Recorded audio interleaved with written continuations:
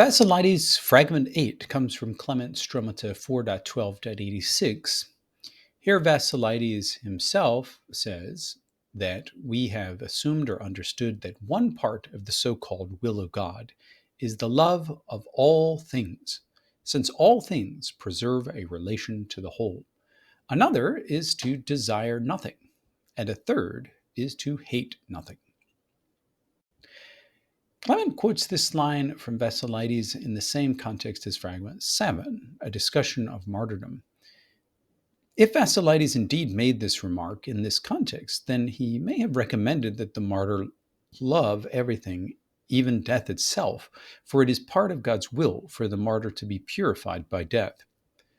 But the advice may have been applied more generally. It is God's will that we love all things, everything that happens to us. All things happen for a reason, and all events are part of a system of providence that works out.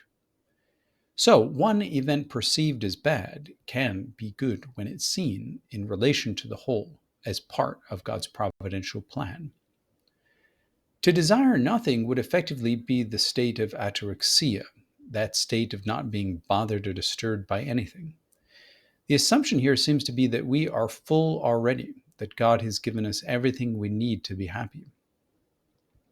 It may go back to a thought of Epicurus, who wrote that we do everything to gain the end of freedom from pain and fear. When once this condition is reached, all the storms of the soul are stilled, since the creature need make no move in searching anything that is lacking, nor seeking after anything else to complete the welfare of the soul and body.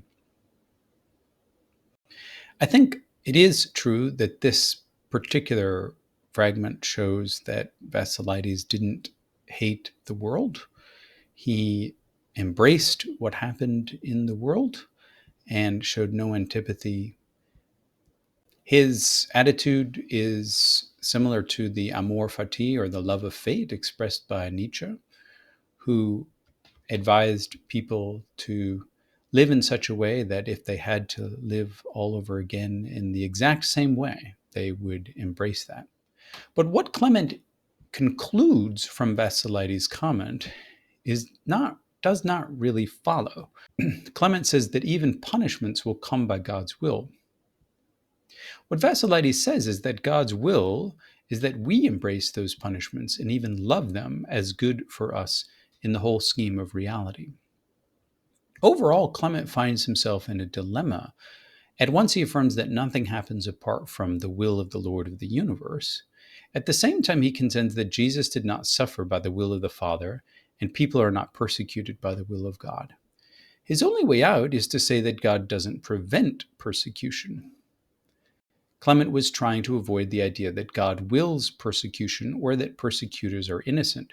But Basilides supported neither idea, so it's difficult to see how Clement's theological worries are fairly applied to Basilides. Once again, on this topic, as in several others, Basilides and Clement seem to be more similar than they are different. Clement basically borrows Basilides' idea and rewrites it in the seventh book of his Stromata 7.81.1. Quote, "For this too is one of the things which God desires, that we should desire nothing and hate nothing, for all humans are the work of one will." Basilides fragment 9 comes from Clement Stromata 4.12.88. Here we read that stress and fear coincide in creatures as rust corrupts iron. This fragment is attributed to a they, which refers to the followers of Basilides.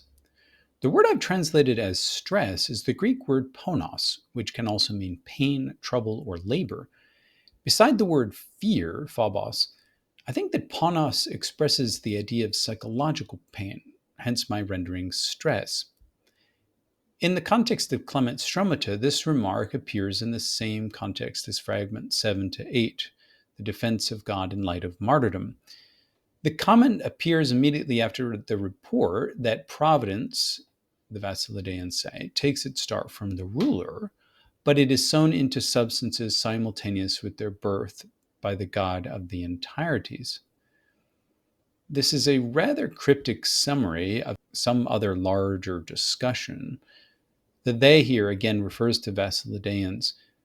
Apparently, Clement tries to trace providence back to the supreme deity as conceived by the followers of Basilides. Clement's overall attempt is to assert that the punishment of martyrs is either unjust or that God activates persecutions himself, trying to involve Basilides in the dilemma, but it's again based on bad inferences. The ruler could be the Judean lord, as in fragment 4. He would then be a providential, just agent who allows the persecutions to happen for the benefit of martyrs. Basilideans apparently believed in this lower providence of the lower ruler and a higher providence, a nature created by the true God, a substance embedded in humans at birth. It's unclear what this is. The election at least works out and develops this nature, not in an overly deterministic way, but in the sense that all humans naturally express their genetic code in their appearance and behavior. This providence, connected to human substance, is what leads Christians to have the courage to confess their faith in persecutions. Martyrs are made by God. The nature given to Christians is a manifestation of grace, and Christians who are by nature Christian often find themselves killed. Now, stress and fear are common psychological maladies. They don't express the true self of the Christian or of the human being for that matter. They are passions, and thus they are appendages, outgrowths, psychological outgrowths of fleshly life. If Basilideans were specifically thinking of the stress and fear felt by the martyr, they might have insisted that these are the normal emotional reactions felt by a person about to die. They do not define a martyr's essence.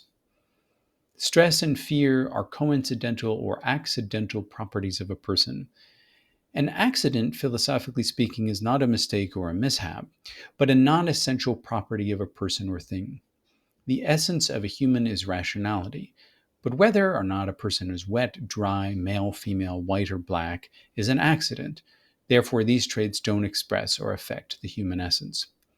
To express the nature of an accident, the ancients, including Plato and the writer of the Hermetica, used the image of rust on iron. Rust is not its own substance. It is the decay or corrosion of iron, a natural deterioration. Having rust is an accidental property of iron. Likewise, having stress or fear is a corrosion of positive emotions that are natural, namely caution, care, circumspection, concern. Clement insists that stress and fear must be chosen, but his remarks, I think, aren't psychologically plausible. Even the Stoic sage can feel involuntary pangs of heightened stress in dangerous situations. One can choose to dwell on these emotions and identify with them, or simply let them pass. The point is that these passions are secondary, coincidental excrescences that are not true expressions of our inner core or substance. And this substance was given to Christians at birth by the true God over all. This point is related to Basilides' theory of evil in fragment 19. Evil is that nature which has no root. This is a classic Platonist understanding of evil. It has no substance of its own. It's a parasite on being. Stress and fear are just that. There are evils that are accidental and not substantial. Despite their perceived power and their ability to plague human decisions, stress and fear have no reality. And remembering this point helps humans overcome stress and fear and to make better decisions.